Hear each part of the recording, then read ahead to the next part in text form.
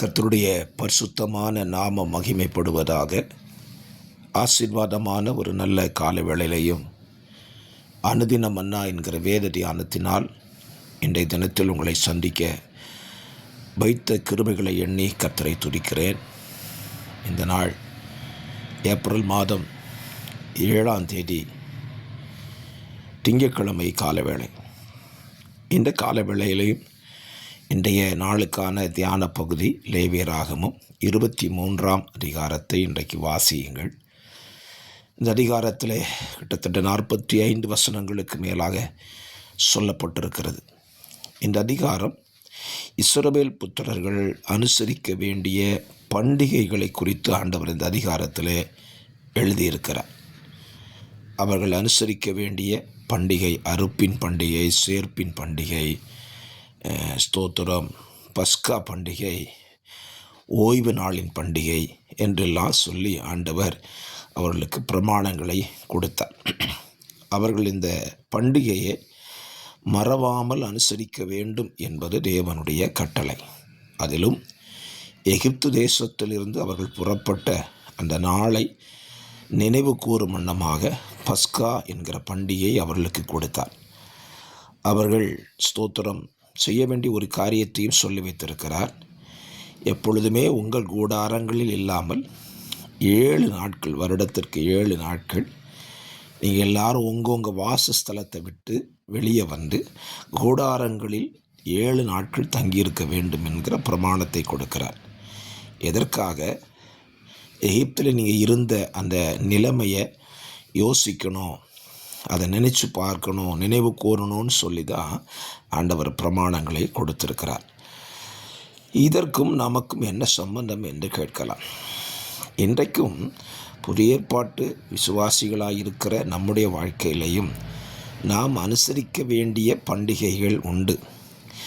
நாம் இன்றைக்கு என்ன செய்கிறோம்? தேவன் சொல்லாத பண்டிகைகளை நமக்கு நாமே ஏற்படுத்தி கொண்டு அந்த பண்டிகைகளை அனுசரிக்கிறோம். ஒரு கிறிஸ்தவனாக இருக்கிறவன் அனுசரிக்கிற பண்டிகையை நான் உங்களுக்கு சொல்லுகிறேன்.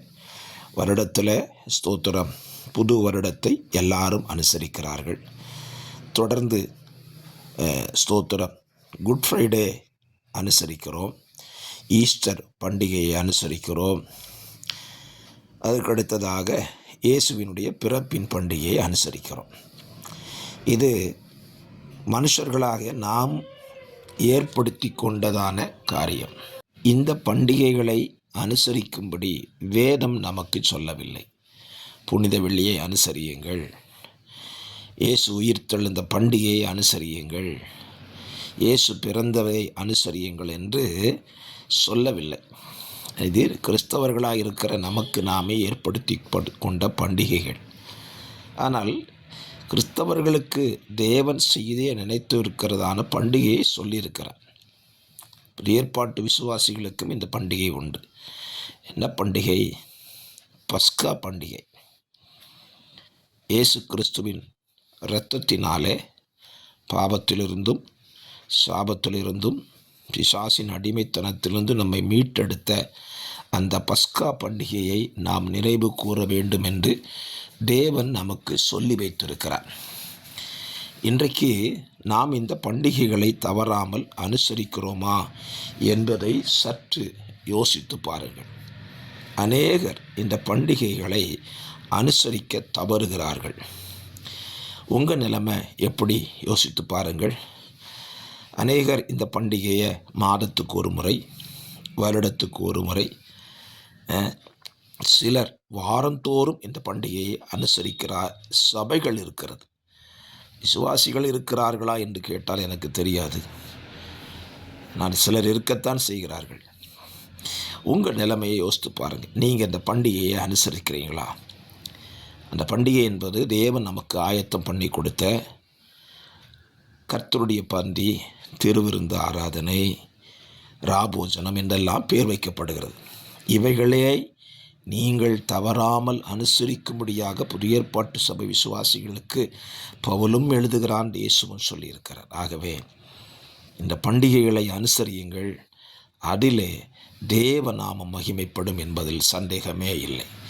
இந்த காலவேளையிலே இந்த தியானத்தை கேட்கிற நீங்கள் நீங்கள் பாக்கியவான்கள். ஆகவே இந்த வார்த்தையின்படி தேவனுடைய பண்டிகைகளை, பஸ்காவை, ராபோஜனத்தை அனுசரித்து தேவ பிரமாணத்தை நிறைவேற்ற உங்களுக்கு ஆலோசனை சொல்லுகிறேன். இந்த காலை நேரம் இந்த வார்த்தை உங்களுக்கு தியானமாக இருக்கட்டும். தேவன் சொல்லாத பண்டிகையெல்லாம் அனுசரிக்க தீவிரப்படும் பொழுது தேவன் சொல்லுகிற பண்டிகையை அனுசரிக்க அதைவிட தீவிரம் காட்டுங்கள். அது உங்களுக்கு ஆசீர்வாதமாக இருக்கும். ஜெபிக்கலாம். பரிசுத்தம் உள்ள நல்ல பிதாவே, நல்ல காலை நேரத்திலேயும் எங்களுக்கு தந்த வார்த்தையின் தியானத்துக்காக ஸ்தோத்திரம்.